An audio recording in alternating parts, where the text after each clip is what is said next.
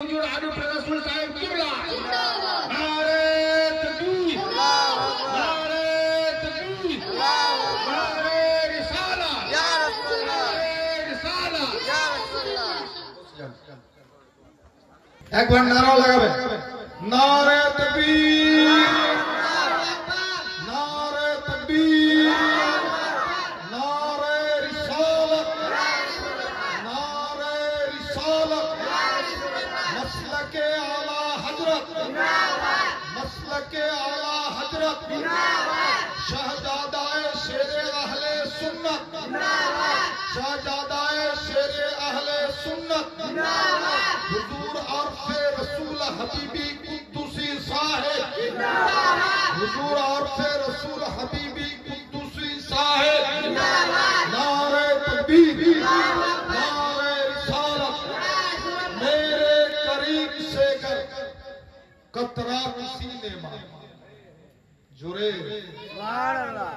میرے قریب سے گر قطرہ کسی نے مانگا دریا بہا دیے ہیں دربے بہا دیے ہیں میرے قریب سے گر قطرہ کسی نے مانگا دریا بہا دیے ہیں دربے بہا دیے ہیں اور ملک سخن کے شاہی تم کو رضا مسلم ملک سخن کے شاہی تم کو رضا مسلم جس سمت آ گئے ہو سکے بٹھا دیے ہیں جس سمت آ گئے ہو سکے بٹھا دیے وعلیکم السلام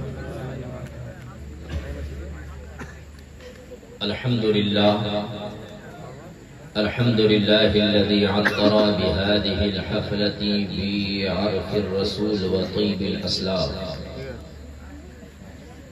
الذين زينهم الله بالمعجزات والكرامات والصلاة والسلام على محمد المصطفى صاحب عوارق العادات وعلى آله وأصحابه في جميع الآوينة والأوقات أما بعد فأعوذ بالله من الشيطان الرجيم بسم الله الرحمن الرحيم كان من الشاهدين والشاكرين والحمد لله رب العالمين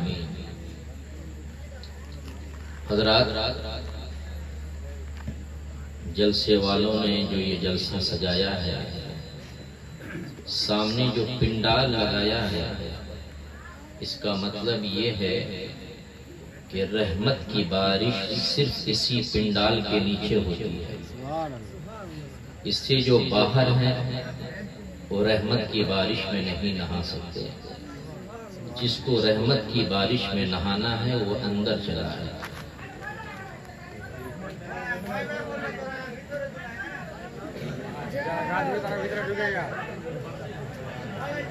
کیونکہ آپ اس رسول کے ماننے والے ہیں جنہوں نے دھوپ کو دھوپ نہیں سمجھا گرمی کو گرمی نہیں سمجھا ٹھنڈ کو ٹھنڈ نہیں سمجھا بس وہ یہ چاہتے تھے کہ دین کی خدمت ہو تیزی سے آ جائیں سامنے جو بیٹھے ہیں وہ بھی اندر آ جائیں آپ یہ چاہتے ہیں کہ میں باہر رہوں گا تو ہوا ملے گی ارے وہ ہوا آپ کے جسم کے لیے فائدہ مند ہے اندر میں جو ہوا مل رہی ہے یہ آپ کے روح کے لیے فائدہ مند ہے اندر آ جائیں تیزی سے ایک کی جگہ یہاں خالی نہ رہے اور مسلمان جب آپس میں مل کر بیٹھتا ہے تو اللہ تعالیٰ دونوں کے درمیان محبت پیدا فرما دیتا ہے تیزی سے آ جائیں لگتا ہے اردو زبان سمجھتے نہیں تو میری تقریر آپ کیا سمجھیں گے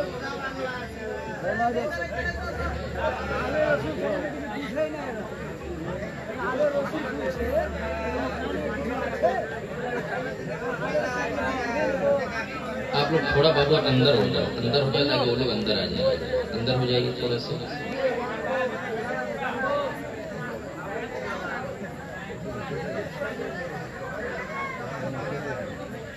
اللہ کے رسول نے فرمایا میرے بعد کوئی نبی نہیں آئے گا عالم کی مجلس میں بیٹھنا گویا میری مجلس میں بیٹھنا ہے، کسی عالم سے تقریر سننا گویا مجھ سے تقریر سننا ہے، کسی عالم سے مصاحبہ کرنا گویا مجھ سے مصاحبہ کرنا ہے، اور کسی عالم کو دیکھنا گویا کہ مجھے دیکھنا ہے۔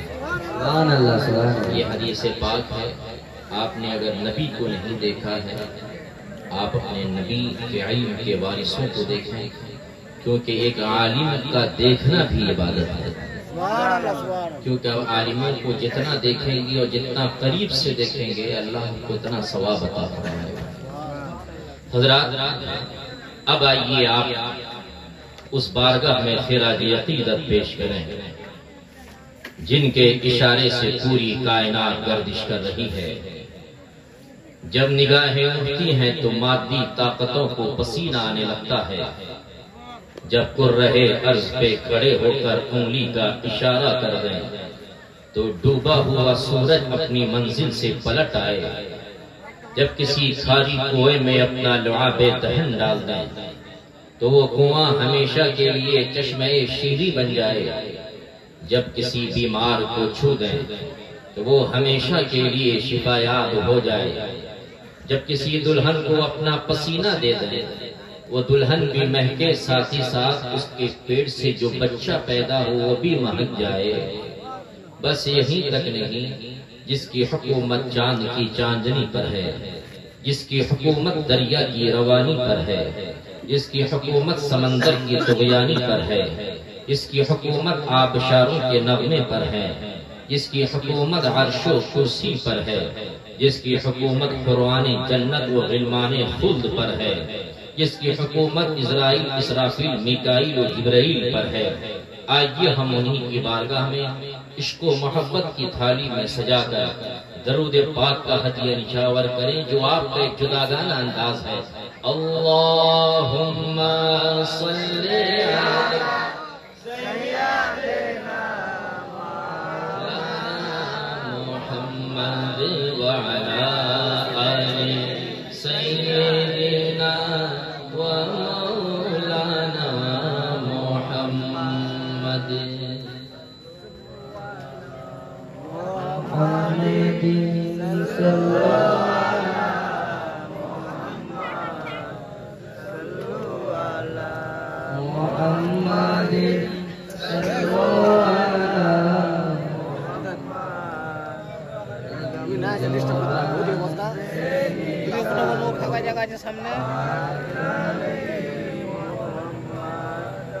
اللہ رب محمد صلی علیہ وسلم نحن عباد محمد صلی علیہ وسلم اللہم صلی وسلم وبارک علی سیدنا محمد طب القلوب ودوائها وعافیت الابدان وشفائها ونور الابصار وضیائها وعلى آلہ وصحبہ دائما ابدا۔ حضرات تقریریں ہوتی ہیں، تقریریں آپ سنتے بھی ہیں، لیکن سننا نہیں ہے بلکہ اس پر عمل بھی کرنا ہے۔ یہ جذبہ لے کر بیٹھے، ابھی رمضان کا مہینہ گزرا ہے، اس مہینے کے تعلق سے نبی پاک نے فرمایا ایک فرض کا ثواب 70 فرض کے برابر ہے، نفل کا ثواب فرض کے برابر ہے۔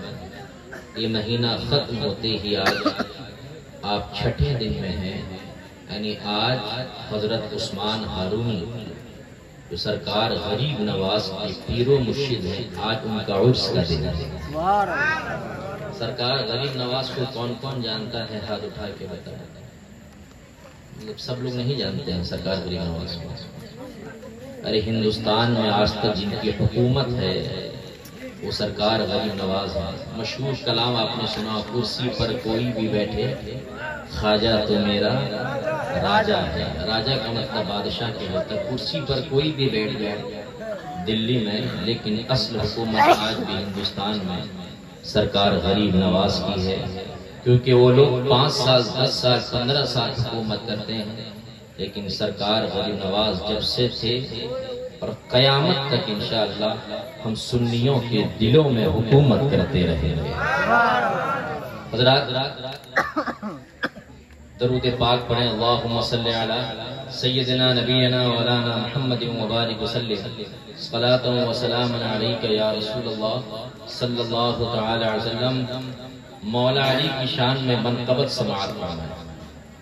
کل بھی میں آپ کے ہی علاقے میں جلسے میں تھا، وہاں پر میں نے نعت پڑھی تھی. لیکن مولا علی وہ ذات ہے جو رسول پاک کے بعد ہمارے سلسلے کے سب سے بڑے بزرگ ہیں.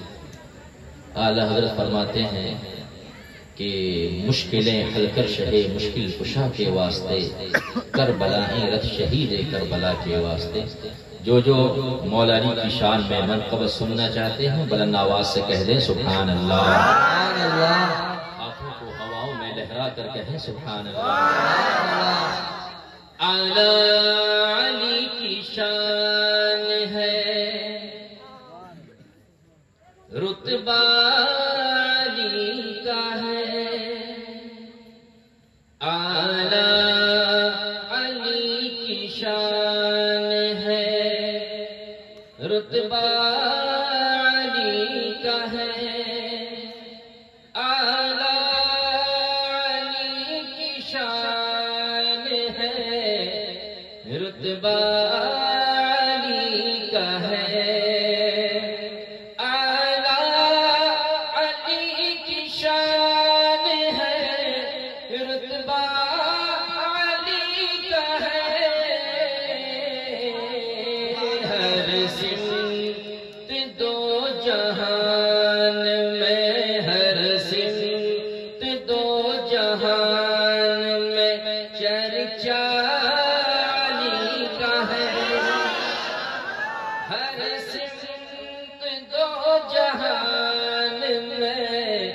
چرچا علی کا ہے. اعلیٰ علی کی شان ہے، رتبہ علی کا ہے. ہر سمت دو جہان میں چرچا علی کا ہے. سرکار داماد ہے وہی، سرکار دو جہان کے داماد ہے وہی. سرکار دو جہان کے داماد ہے وہی. سرکار دو جہان کے داماد ہے وہی. بے مثل اس جہان میں، بے مثل اس جہان میں شجرہ علی کا ہے.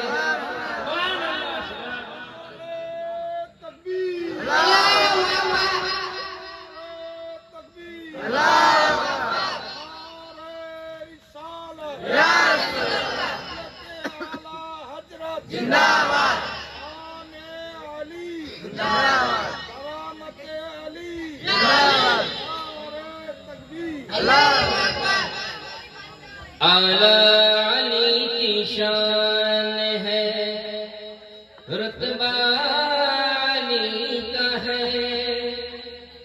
ہر سمت دو جہان میں رتبہ علی کا ہے. ہم سب تو بس غلام ہیں،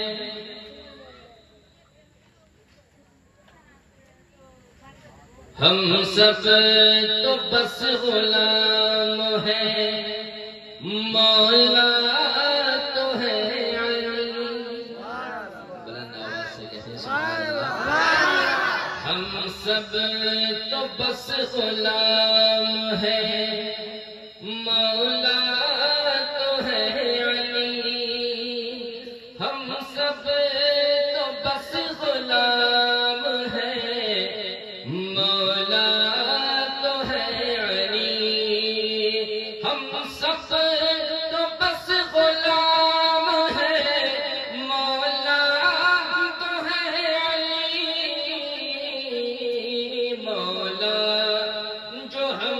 سبھی کا ہے مولا، جو ہم سبھی کا ہے مولا علی کا ہے، علی کی شان ہے، رتبہ علی کا ہے۔ ہم سب مولا علی سے محبت کرتے ہیں کیونکہ مولا علی کا نام آتے ہی ہر ایک زبان پر علی علی آ جاتا ہے۔ بلند آواز سے کہیں یا علی یا علی یا علی۔ عشاق اہل بیت ہی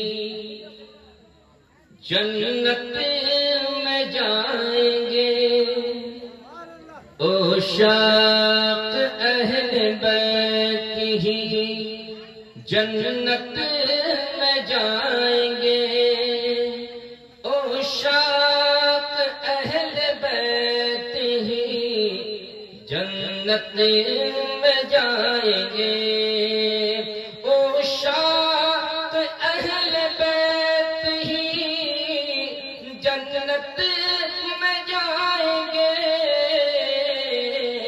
فرمان ہے نبی کا، فرمان ہے نبی کا، یہ وعدہ علی کا ہے، ہر سمت دو جہان میں چرچا علی کا ہے، لاکھوں میں ان کی شان میں لکھوں میں ان کی شان میں، شایان شان کیا لکھوں میں ان کی شان میں، شایان شان کیا لکھوں میں ان کی شان میں، شایان شان کیا لکھوں میں ان کی شان میں، شایان شان کیا، ہر شعر میرا دیکھیے، ہر شعر میرا دیکھیے، صدقہ علی کا ہے،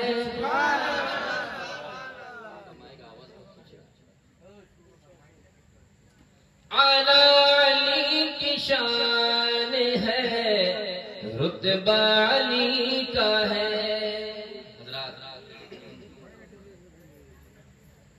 میں نے جس آیت کریمہ کی تلاوت کی ہے، رب قدیر ارشاد فرماتا ہے قد جاءکم من اللہ نور۔ آپ کے جلسے کا نام نور مدینہ کانفرنس۔ آپ جانتے ہیں نور مدینہ کا معنی کیا ہے؟ نور کا معنی نبی کی ذات،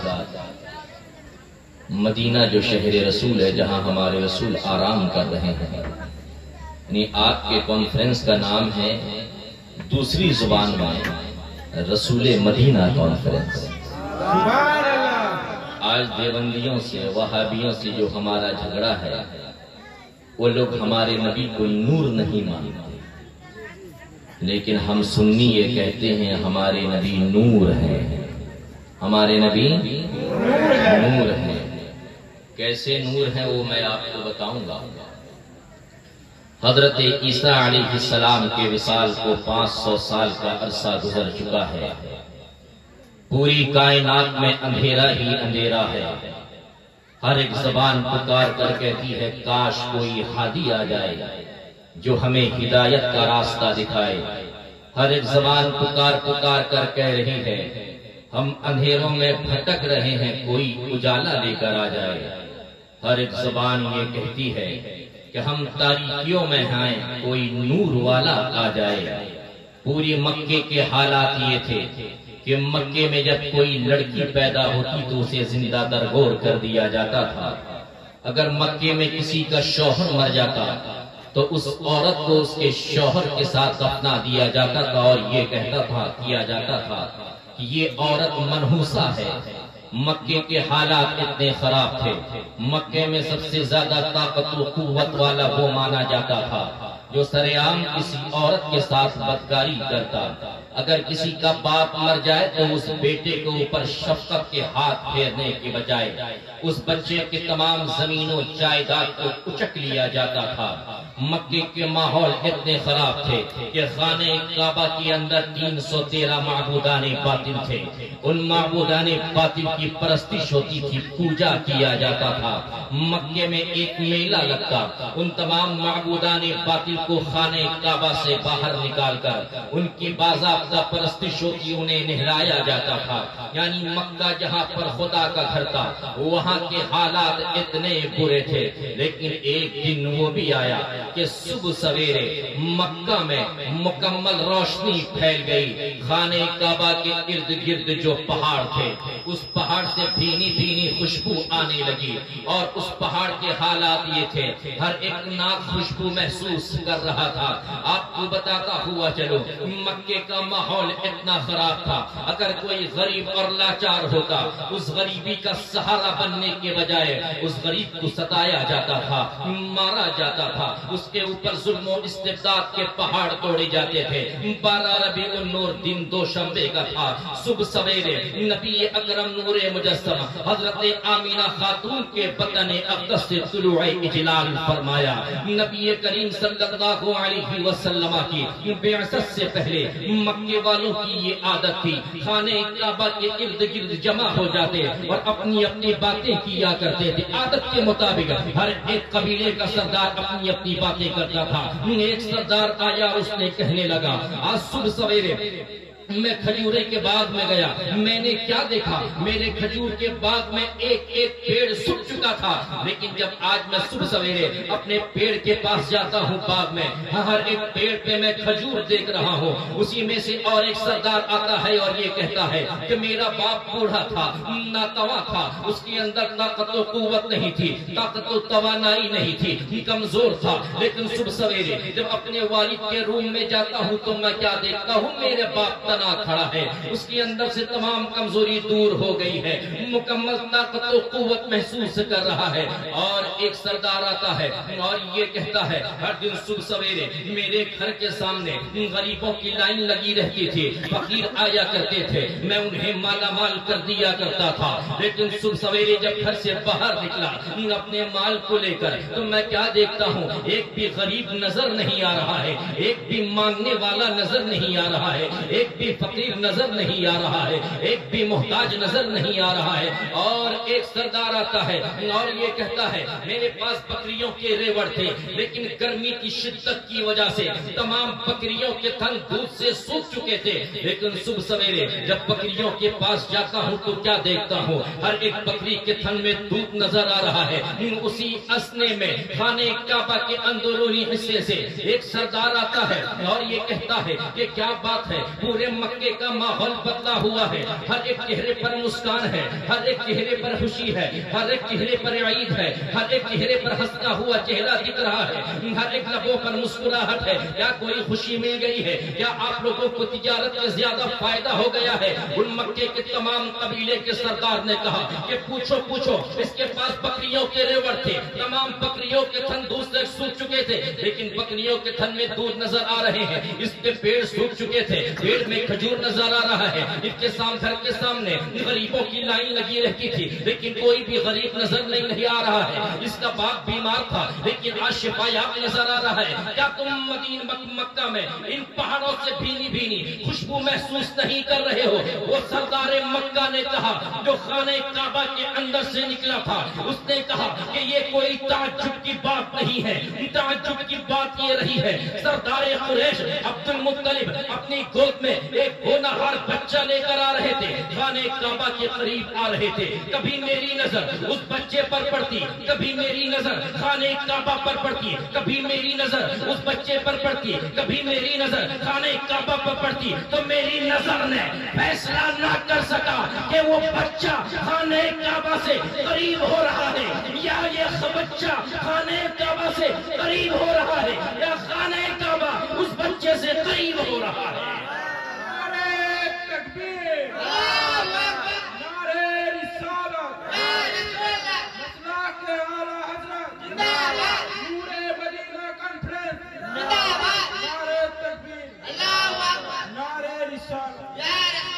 تقریر سمجھ میں آ رہی ہے؟ اگر سمجھے ہیں تو بلند آواز سے کہیں سبحان اللہ، اور بلند آواز سے کہیں سبحان اللہ۔ اگر آپ کہیں تو میں ایسا بھی تقریر کر سکتا ہوں کہ رسول پاک نے ارشاد فرمایا کہ جنت میں وہ جائے گا جس کا سینہ میری محبت کا مدینہ ہوگا۔ سبحان اللہ۔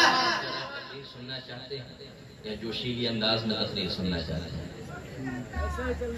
جوشیلی انداز میں، تو آپ بھی جوش دکھائیں تب تو میں جوش دکھاؤں گا نا، تو بلند آواز سے کہیں سبحان اللہ، ہاتھوں کو ہواؤں میں لہرا کر کہیں سبحان اللہ۔ جانتے ہیں حضرت عبد المطلب کی گود میں کون بچہ تھا؟ یہ وہی بچہ ہے جس کا نام نبی آخر الزماں محمد الرسول اللہ ہے، یعنی نبی کریم صلی اللہ علیہ وسلم اپنے دادا حضرت عبد المطلب کے گود میں خانہ کعبہ کی طرف آ رہے تھے۔ وہ سردار کیا کہہ رہا تھا کہ خانہ کعبہ اس بچے سے قریب ہو رہا ہے، اسی لیے تو میں کہتا ہوں میں نہیں بلکہ ہمارے بزرگان دین کہتے ہیں جس دن نبی پاک پیدا ہوئے، جس گھر میں پیدا ہوئے حضرت عبداللہ کے گھر میں، تو وہ خانہ کعبہ نبی پاک کے گھر کی طرف جھک گیا تھا۔ اسی لیے میں یہ کہتا ہوں اور حق کہتا ہوں، ہندوستان والے کیا کرتے ہیں جب وہ نماز پڑھتے ہیں یہ کہتے ہیں کہ میرا منہ خانہ کعبہ کی طرف، یعنی متوجہن الی جہت الکعبہ الشریفۃ اللہ اکبر۔ پاکستان والے جب نماز پڑھتے ہیں ان کا منہ خانہ کعبہ کی طرف ہوتا ہے، ترکستان والے جب نماز پڑھتے ہیں ان کا منہ خانہ کعبہ کی طرف ہوتا ہے، چین والے جب نماز پڑھتے ہیں ان کا منہ خانہ کعبہ کی طرف ہوتا ہے، جاپان والے جب نماز پڑھتے ہیں ان کا منہ خانہ کعبہ کی طرف ہوتا ہے، عراق والے جب نماز پڑھتے ہیں ان کا منہ خانہ کعبہ کی طرف ہوتا ہے، اردن والے جب نماز پڑھتے ہیں ان کا منہ خانہ کعبہ کی طرف ہوتا ہے، مصر والے جب نماز پڑھتے ہیں ان کا منہ خانہ کعبہ کی طرف ہوتا ہے۔ گویا کہ پتہ یہ چلا ہندوستان والوں کا قبلہ خانہ کعبہ ہے، پاکستان والوں کا قبلہ خانہ کعبہ ہے، ترکستان والوں کا قبلہ خانہ کعبہ ہے، افغانستان والوں کا قبلہ خانہ کعبہ ہے، جاپان والوں کا قبلہ خانہ کعبہ ہے، چین والوں کا قبلہ خانہ کعبہ ہے، مدینے والوں کا قبلہ خانہ کعبہ ہے، ترکستان والوں کا قبلہ خانہ کعبہ ہے، مصر والوں کا قبلہ خانہ کعبہ ہے، عراق والوں کا قبلہ خانہ کعبہ ہے۔ آج ہم کعبہ سے پوچھتے ہیں اے کعبہ یہ بتا تیرا قبلہ کیا ہے؟ کعبہ یہ کہے گا عرب رسول تم تو مکہ آئے ہو، تم نے بارہا عمرہ کیا ہے کہ تم نے دیکھا نہیں، میرا قبلہ کوئی اور نہیں بلکہ گنبد خضرا ہے۔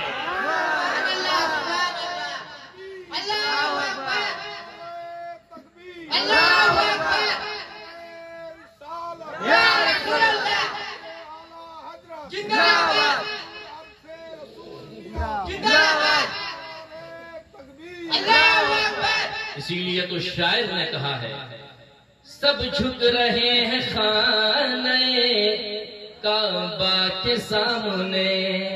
سبحان اللہ، سبحان اللہ۔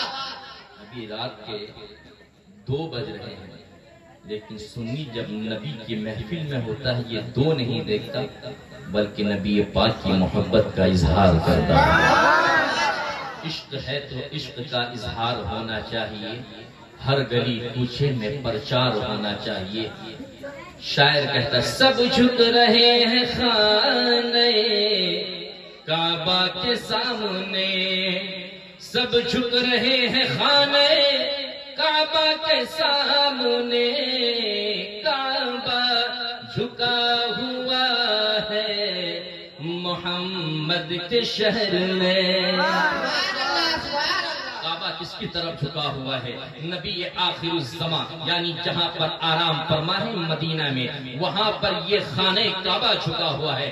آپ جب جائیں مکہ تو میں تو الحمدللہ چھت پہ چڑھ کے دیکھا ہوں 3 فلور میں وہاں پر طواف ہوتا ہے۔ جب اوپر والے فلور پہ چڑھیں گے تو آپ کو یہ ملے گا دیکھنے کو جس طرف خانہ کعبہ کا میزاب ہے، اسے میزاب رحمت کہتے ہیں، اس طرف خانہ کعبہ جھکا ہوا ہے۔ یعنی خانہ کعبہ کس کی طرف جھکا ہوا ہے؟ ہمارے رسول کی طرف جھکا ہوا ہے۔ اور خانہ کعبہ یہ کہتا ہے پوری دنیا والوں تم میری طرف منہ کر کے نماز پڑھتے ہو ہو، اور میرا چہرہ میں کسی کی طرف جھکا ہوا ہوں، وہ گنبد خضرا میں آرام فرمانے والے مکی، ہم سب کے آقا، ہم سب کے داتا، ہم سب کے مولا، ہم سب کے مالک و مختار، پوری کائنات کے مالک و مختار کی جانب میں جھکا ہوا ہوں۔ حضرات بس یہیں تک نہیں، نبی پاک کا چرچا کل بھی تھا، آج بھی ہے، پوری دنیا تو فنا ہو سکتی ہے لیکن نبی پاک کا چرچا کبھی ختم نہیں ہو سکتا، کیونکہ نبی پاک کی محبت، نبی پاک کا عشق، نبی پاک کی الفت ہمارے سینے میں اللہ نے جو رچایا ہے۔ بس آپ میں سے کون ہے جس نے رسول پاک کو دیکھا ہے؟ ہر ایک زبان یہ کہے گی ہم نے رسول پاک کو دیکھا نہیں ہے، پھر نور مدینہ کانفرنس کیوں کرتے ہیں؟ آپ نے کہے گا، آپ یہ کہیں گے ہم نے یہ سنا ہے کہ مکے میں ایک شخص پیدا ہوا تھا، 40 سال کے بعد اس نے اعلان نبوت فرمایا اور یہ کہا کہ اے مکے والو، یہ جو تم لات کو پرستش کر رہے ہو، منات کی پرستش کر رہے ہو، حبل کی پرستش کر رہے ہو، عزا کی پرستش کر رہے ہو، یہ معبودان باطل ہے، یہ تمہیں فائدہ یا نقصان پہنچا نہیں سکتے۔ پرستش کرنا ہو اس خدا کے سامنے جھک جاؤ جس خدا نے زمین کو بنایا ہے، اس خدا کے سامنے جھک جاؤ جس خدا نے آسمان کو بنایا ہے، جس خدا کے سامنے جھک جاؤ جس نے آدم کو بنایا، جس نے شیش کو بنایا، جس نے حضرت عیسیٰ کو بنایا، جس نے حضرت موسیٰ کو بنایا، جس نے حضرت ہود کو بنایا، جس نے حضرت سمود کو بنایا، جس نے حضرت زکریا کو بنایا، جس نے عرش کو بنایا، کرسی کو بنایا، لوح کو بنایا، آسمان کے ساتوں طبقے کو بنایا، زمین کے نچلے طبقے کو بنایا، زمین کی فرشی بچھائی، زمین کو سجایا، آسمان کو سجایا ستاروں سے، آسمان کو سجایا چاند سے، آسمان کو ستایا سورج سے۔ اس کے سامنے چھپ جاؤ۔ تمام مکے والوں نے نبی پاک کی بات سننے کے بعد پورے مکے والوں نے کہا اے محمد عربی، ہم اپنے باپ دادا کے زمانے سے ان بتوں کو پوچھتے آ رہے ہیں اور تم یہ کہہ رہے ہو ہم ان کو چھوڑ دیں، لیکن نبی پاک نے یہ کہا تمہارے باپ دادا نے جو کیا ہے میں وہ نہیں کہتا ہوں، بلکہ میں یہ کہتا ہوں اس خدا کو پوجو جس نے زمین کو بھی بنایا ہے اور آسمان کو بھی بنایا ہے۔ لیکن ہم نے نبی کو دیکھا نہیں ہے، لیکن آپ کے لیے خوش بختی ہے، خوش قسمتی ہے۔ نبی کریم نے صحابہ کے درمیان موجود تھے، نبی کریم نے کہا کہ مجھے اپنے بھائی کی یاد آ رہی ہے۔ سرکار کے صحابہ نے کہا کہ یا رسول اللہ کیا ہم آپ کے بھائی نہیں ہیں؟ تو ہمارے رسول نے فرمایا کہ تم میرے صحابہ ہو، تم میرے ساتھی ہو، تم وہ ہو جو معجزہ دیکھ کر ایمان لائے ہو، تم نے چاند کو 2 ٹکڑے ہوتے ہوئے دیکھا تو ایمان لائے، سورج کو پچھم سے نکلتا ہوا دیکھا تو ایمان لائے، پیڑ کو چلتا ہوا آتا ہوا دیکھے تو ایمان لائے، کنکریوں کو کلمہ پڑھتا ہوا دیکھا تو تم نے ایمان لایا ہے۔ وہ میرے بھائی ہیں جنہوں نے مجھے دیکھا نہیں ہے لیکن مجھ پر ایمان رکھیں گے، جنہوں نے مجھ کو دیکھا نہیں ہے میرا نام آتے ہی مجھ پر ٹوٹ پڑیں گے، میرے لیے جان دے دیں گے، وہ میرے بھائی ہیں۔ تو الحمدللہ ہم خوش قسمت ہے کہ نبی پاک نے ہمیں اپنا بھائی کہا ہے۔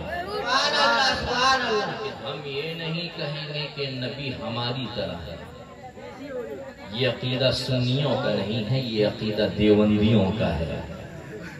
سن تو یہ کہتا ہے ہمارے نبی ایسے ہیں، ہمارے ماں باپ ان پر قربان، ہمارے بھائی ان پر قربان، ہمارے رشتہ دار ان پر قربان، ہماری زمین و جائیداد ان پر قربان۔ وقت آ جائے ہم تو لوٹ سکتے ہیں لیکن نبی پاک کی محبت کو کبھی پامال نہیں کر سکتے۔ نبی پاک سے سچی محبت کرتے ہیں تو ہاتھوں کو اٹھا کر کہیں یا رسول اللہ، یا حبیب اللہ۔ آپ نے نبی کو دیکھا نہیں، ہم خدا کو اس لیے ایک جانتے ہیں کیونکہ ہمارے رسول نے کہا کہ خدا ایک ہے۔ بن دیکھے کا کہاں مان لیا، بن دیکھے ایک دیکھنے والے کا کہاں مان لیا، بن دیکھے ہم نے تجھے خدا مان لیا۔ ہمارے رسول کو صرف ایک ہی ذات نے دیکھا ہے، وہ ذات ہمارے رسول کی ہے۔ خدا کو ایک ہی ذات نے دیکھا ہے، وہ ذات کون ہے؟ ہمارے رسول کی ذات ہے، جو معراج کے موقع پر پروردگار عالم نے اپنی زیارت سے رسول پاک کو مشرف فرمایا، جو اس کے شان کے لائق ہے۔ لیکن آئیے آپ کو بتاؤں نبی پاک کی محبت کیا ہے، نبی پاک کا عشق کیا ہے، نبی پاک سے کس طرح الفت کرنا چاہیے، نبی پاک سے کس طرح پیار کرنا چاہیے. حدیث پاک کہتی ہے، بخاری شریف جلد ثانی صفحہ نمبر 13، 14، 15 میں ہے، قال النبی صلی اللہ علیہ وسلم، جاء رجل الى النبی صلی اللہ علیہ وسلم، متى الساعة یا رسول اللہ؟ قال النبی صلی اللہ علیہ وسلم، ما اعتدت لها؟ قال ما اعتدت لها من كثير صلاة ولا صوم ولا صدقة ولكني احب الله ورسوله. قال النبی صلی اللہ علیہ وسلم، انت مع من احببت. بلند آواز سے کہیں سبحان اللہ. یہ حدیث پاک بخاری شریف کی حدیث ہے. ایک اعرابی آتا ہے نبی پاک کی بارگاہ میں اور یہ کہتا ہے کہ یا رسول اللہ قیامت کب آئے گی؟ اگر میں آپ سے پوچھتا ہوں کہ بتاؤ قیامت کب آئے گی، آپ یہ کہیں گے آپ جانتے ہیں، علماء جانتے ہیں. میں یہ کہوں گا میں نہیں جانتا، کیونکہ ہمارے رسول نے اس چیز کو نہیں بتایا کہ قیامت کب آئے گی. لیکن ایک اعرابی پوچھ رہا ہے کہ قیامت کب آئے گی. نبی پاک نے کہا کہ تم نے قیامت کی کیا تیاری کی ہے؟ تو صحابی نے کہا کہ یا رسول اللہ میں نماز پڑھتا ہوں، روزہ رکھتا ہوں، صدقہ دیتا ہوں، خیرات کرتا ہوں، غریبوں کا سہارا بنتا ہوں. لیکن یا رسول اللہ جب قیامت کا دن ہوگا، نفسی نفسی کا عالم ہوگا، کلہو کا عالم ہوگا، ایسے موقع پر نہ میں نماز کو پیش کروں گا، نہ روزوں کو پیش کروں گا، نہ زکوٰۃ کو پیش کروں گا، نہ حج کو پیش کروں گا، نہ خیرات کو پیش کروں گا، نہ صدقات کو پیش کروں گا. یا رسول اللہ کل قیامت کے دن آپ کی محبت کو پیش کر دوں گا. وہ صحابی کہتے ہیں یا رسول اللہ مجھے نماز پر ناز نہیں، روزے پر ناز نہیں، زکوٰۃ پر ناز نہیں، حج پر ناز نہیں، خیرات پر ناز نہیں، صدقات پر ناز نہیں. بیواؤں کا سہارا بنتا ہوں اس پر ناز نہیں ہے، یتیموں کا سہارا بنتا ہوں اس پر ناز نہیں ہے، غریبوں پر لٹاتا ہوں اس پر ناز نہیں ہے، جہاد میں شریک ہوتا ہوں، دشمنان رسول کو قتل کرتا ہوں اس پر ناز نہیں ہے. یا رسول اللہ کل قیامت کے دن اگر میں کسی کو پیش کروں گا، کسی پر ناز کروں گا تو آپ کی محبت پر ناز کروں گا. سبحان اللہ، سبحان اللہ. اسی لیے مسلمانوں میں آپ سے کہنا چاہتا ہوں، جلسہ کرتے ہیں اسی لیے کہ آپ نبی پاک سے محبت کرتے ہیں. محبت کرتے ہیں کہ نہیں؟ جتنے لوگ محبت کرتے ہیں بلند آواز سے کہتے ہیں سبحان اللہ. سبحان اللہ. محبت کے تقاضا نہیں ہے. جب آپ کے علاقے میں اگر کوئی منسٹر آ جائے، ایم ایل اے آ جائے، ایم پی آ جائے تو زوردار نہ لگاتے ہیں انقلاب زندہ باد. ارے وہ منسٹر کی کیا اوقات ہے؟ ہم جس کا تذکرہ کر رہے ہیں پوری کائنات ان کے قدموں میں ہے. اسی لیے بلند آواز سے کہیں سبحان اللہ. حضرات آئیے میں آپ کو بتاتا ہوں، صحابی نے کہا یا رسول اللہ کل قیامت کے دن میں آپ کی محبت کو پیش کر دوں گا. اسی لیے مسلمانوں میں آپ سے کہنا چاہتا ہوں، اگر آپ اس دنیا میں ایک دنیا دار سے محبت کرتے ہیں کل قیامت کے دن اسی کے ساتھ ہوں گے. اگر آپ ایک جواری سے محبت کرتے ہیں قیامت کے دن اسی کے ساتھ ہوں گے. اگر کسی شرابی سے محبت کرتے ہیں کل قیامت کے دن اسی شرابی کے ساتھ ہوں گے. اگر آپ کسی دنیا دار سے محبت کرتے ہیں قیامت کے دن اسی دنیا دار کے ساتھ ہوں گے. اگر آپ کسی کافر سے محبت کرتے ہیں قیامت کے دن اسی کافر سے کافر کے ساتھ ہوں گے. لیکن محبت رسول جو کرتا ہے کل قیامت کے دن سنی اگر کسی کی محبت کو پیش کرے گا، رسول پاک کی محبت کو پیش کرے گا، صدیق اکبر کی محبت کو پیش کرے گا، عمر فاروق کی محبت کو پیش کرے گا، عثمان غنی کی محبت کو پیش کرے گا، مولا علی کی محبت کو پیش کرے گا. کل قیامت کے دن ہم ان تمام نفوس قدسیہ کے ساتھ موجود ہوں گے. سبحان اللہ، سبحان اللہ. نعرہ لگا رہے ہیں، نعرہ تکبیر، اللہ اکبر، نعرہ رسالت. یا رسول اللہ.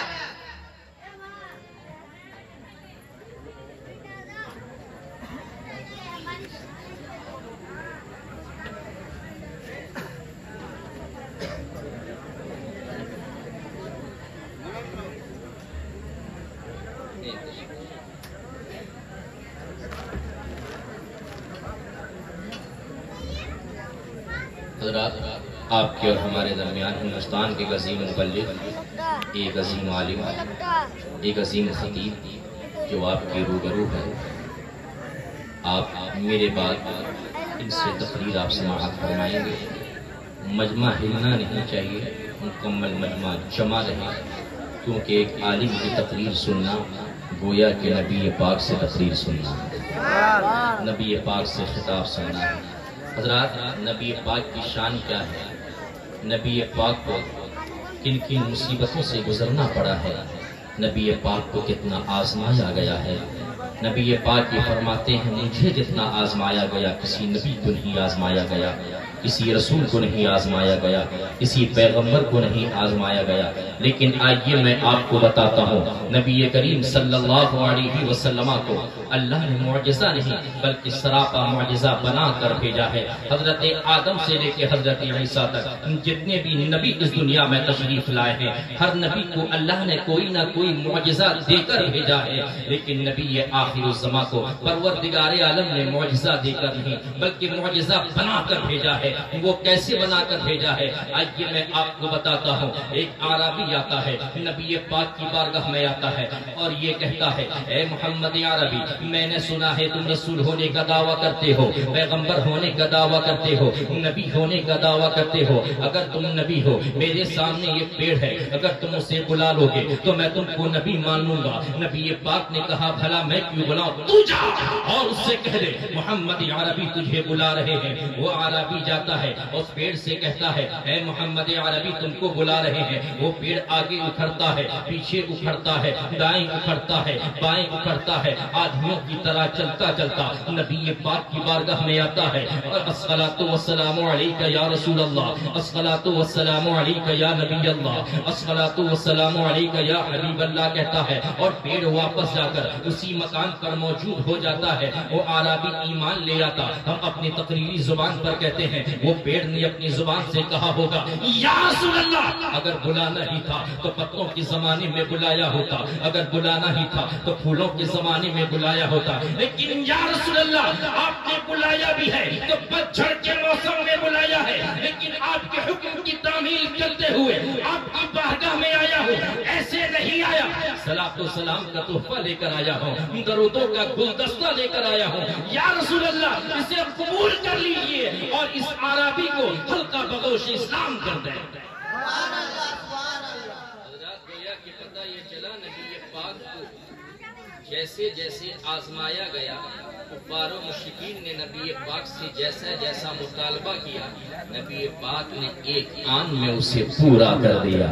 حضرات میری تقریر کا آخری موڑ سماعت فرمائے۔ حضرات نبی آخر الزمان سمندر کے ایک کنارے بیٹھے ہوئے تھے، ایک عربی آیا اور اس نے کہا کہ اگر آپ نبی ہیں، سمندر کے اس پار ایک پہاڑ نظر آ رہا ہے، اس پہاڑ میں جو پتھر کو کہوں اگر اس پتھر کو اگر آپ بلا لو گے تو میں آپ کو نبی مان لوں گا۔ نبی پاک صلی اللہ علیہ وسلم نے اس پتھر کی طرف اشارہ کیا، وہ پتھر سمندر کی موجوں کو چیرتا ہوا نبی پاک کی بارگاہ میں آتا ہے اور سلام عقیدت پیش کرتا ہے۔ وہ عربی کہتا ہے میں ایسے ایمان نہیں لاؤں گا حتی یرجع الی مکانہ، جب تک وہ پتھر اپنی جو مکان پر نہ پہنچ جائے، اپنی جگہ پر نہ پہنچ جائے۔ ذہن پہ ایک سوال پیدا ہوتا ہے، وہ عربی چاہتا تو یہ بھی کہہ سکتا تھا کہ آپ اس پہاڑ میں سے کسی بھی پتھر کو بلائیں تو میں آپ کو نبی مان لوں گا۔ اگر وہ چاہتا نکرہ استعمال کر سکتا تھا، لیکن معرفہ استعمال کیوں کیا؟ میں جس پتھر کو کہوں اس پتھر کو بلا لو گے تو میں تم کو نبی مان لوں گا۔ کیوں؟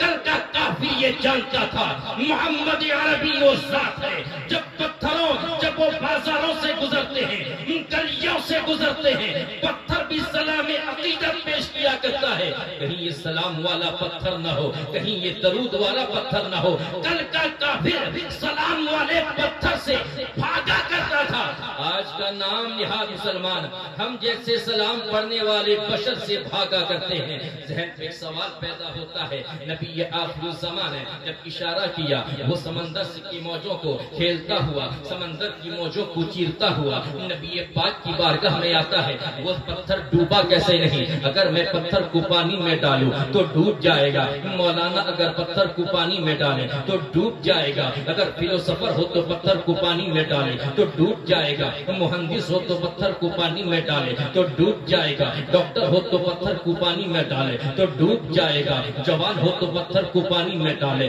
تو ڈوب جائے گا، جو بوڑھا ہو تو پتھر کو پانی میں ڈالے تو ڈوب جائے گا۔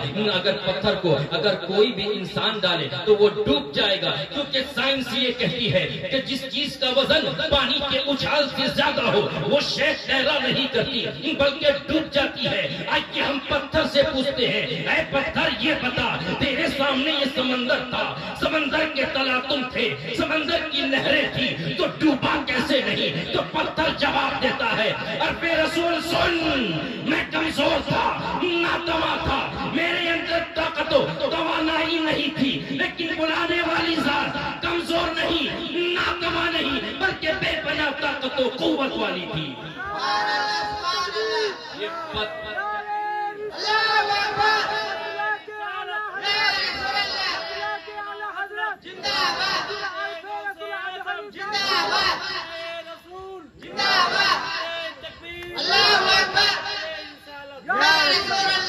یہ پتھر ہمیں ذہن دے رہا ہے، مسلمانوں سنو، جب ہم نے نبی کی مان لی ہے، نبی کے اشارے پر جب ہم چلے ہیں، ہم نے سمندر، اس کے تلاتوں اور اس کی موجوں کو ہم نے مار دی ہے۔ اگر تم بھی نبی کے سچے ماننے والے ہو، نبی سے سچی محبت کرتے ہو، نبی کے عشق میں اپنے دل بھرتے ہو، تو تم بھی نبی کے سچے ماننے والے بن جاؤ۔ نبی کے سچے ماننے والے کا مطلب یہ ہے، مؤذن اذان پکارے تو مسجد کی طرف دوڑو۔ نبی کا سچا ماننے والا وہی ہوتا ہے جو جھوٹ سے پرہیز کرتا ہے۔